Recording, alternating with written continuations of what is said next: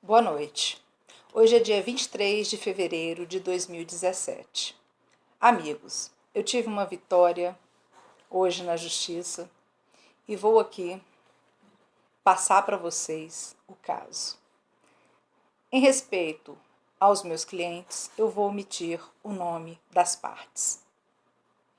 Em sustentação oral, eu arguí pela apelante. Senhores desembargadores, o que está acontecendo nesse processo é flagrantemente uma injustiça. Houve um erro injudicando da juíza de primeiro grau ao condenar a apelante em honorários de sucumbência na ação de embargos de terceiros, apesar dela não ter sido a causadora do arresto. Isso porque o apartamento arrestado em ação cautelar só ocorreu porque estava em nome do devedor principal e não em nome dos terceiros, que o adquiriram 10 anos antes por meio de partilha de bens em ação de divórcio, mas que nunca fizeram a transferência do imóvel para o nome deles, apesar da sentença ter determinado que o fizessem e de ser uma obrigação legal. Ora, a apelante simplesmente ajuizou a ação de arresto para garantir a futura execução, nos limites em que lhe eram permitidos pela lei, e por isso não pode ser penalizada ao ser condenada em honorários de sucumbência em ação de embargos de terceiros a que não deu causa. Afinal, se os terceiros tivessem cumprido com sua obrigação de fazer a transferência do imóvel para o seu nome, não teriam sofrido arresto. Portanto, a apelante foi atrás de seus direitos na justiça depois de ter sido lesada pelo devedor, que era sócio de empresa de compra e venda de carros e que deu o cano em vários consumidores ao fechar sua loja e nunca ter devolvido os carros aos clientes, dentre eles o carro da embargada ora apelante, que o tinha deixado em consignação para a venda. Ela teve um prejuízo de R$74 mil que nunca vai receber, porque o devedor não tem outros bens em seu nome. Como que a apelante iria adivinhar que o apartamento arrestado não era do devedor se ele estava registrado em cartório em seu nome? Então, senhores desembargadores, eu clamo por justiça.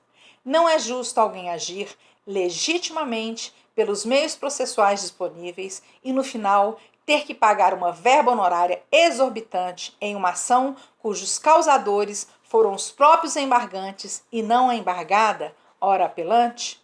Isso é, no mínimo, uma tremenda injustiça. Então, senhores desembargadores, eu clamo por justiça e peço às vossas excelências que, primeiro, que seja invertida a verba de sucumbência, uma vez que quem causou o arresto do apartamento foram os terceiros, que nunca fizeram a transferência do bem, apesar de ter sido determinado na sentença e de ser uma obrigação legal. Segundo, que seja aplicado o CPC de 1973, uma vez que as 3 ações, arresto, indenizatória e embargo de terceiros, foram ajuizadas sob a égide do antigo CPC. Terceiro, que a condenação da verba de sucumbência seja reformada para que seja feita em cima do valor da condenação da ação de indenização, valor efetivo do prejuízo, e não no valor da causa atribuído aos embargos pela embargante.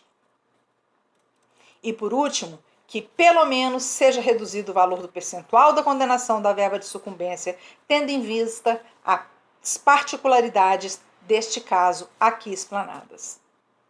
Gostaria de destacar ainda algumas diferenças deste caso com o do acórdão do Superior Tribunal de Justiça, que julgou o caso semelhante em recurso repetitivo em 2016. Trata-se do recurso especial 1.452.840 de São Paulo, cujo relator é o ministro Herman Benjamin. O recorrente é a Fazenda Nacional, onde se firmou a seguinte tese, aspas, nos embargos de terceiro cujo pedido foi acolhido para desconstituir a constrição judicial, Os honorários advocatícios serão arbitrados com base no princípio da causalidade, responsabilizando-se o atual proprietário embargante se este não atualizou os dados cadastrais.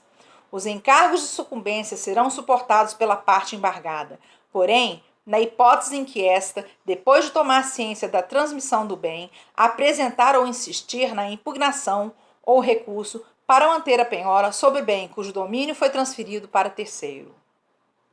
Diferenças deste caso. Primeiro, neste caso, a apelante não insistiu na penhora, tanto que ela simplesmente exerceu o seu direito de contestação e sequer apelou da sentença. Tanto que no seu recurso de apelação foi tão somente em relação à verba de sucumbência, ou seja, ela acatou a sentença que desconstituiu o arresto. Segundo, aqui sequer teve penhora. O que teve foi tão somente uma liminar de arresto em ação cautelar preparatória da ação indenizatória. Terceiro, aqui a obrigação da embargante de fazer o registro do imóvel decorreu de sentença judicial em ação de divórcio e da lei civil, e não de contrato de gaveta, de compra e venda de imóvel, como no caso do Superior Tribunal de Justiça. Quarto, na ação do STJ, a apelante embargada é a fazenda pública e não uma cidadã idosa e honesta que litiga com um devedor que, agindo de má fé, ludibriou, enganou centenas de consumidores. Por fim, gostaria de finalizar relembrando aqui um dos mandamentos do advogado, escrito pelo renomado jurista Eduardo Coulter, que disse: teu dever é lutar pelo direito, mas se um dia encontrares o direito em conflito com a justiça, lute pela justiça. Muito obrigada.